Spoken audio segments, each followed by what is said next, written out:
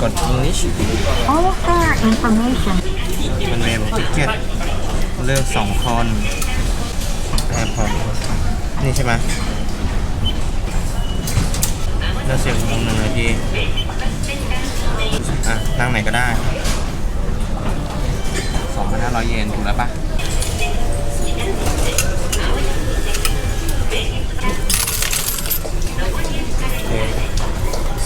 แค่กดที่นั่งมาแล้ว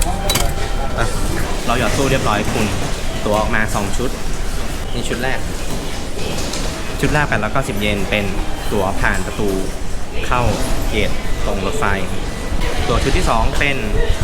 การจองที่นั่งมันก็จะบอกว่าเป็น First Class 11 โมง 1 นาทีไปถึงนู่น 11 โมง 36 วันที่ 30 เดือน 12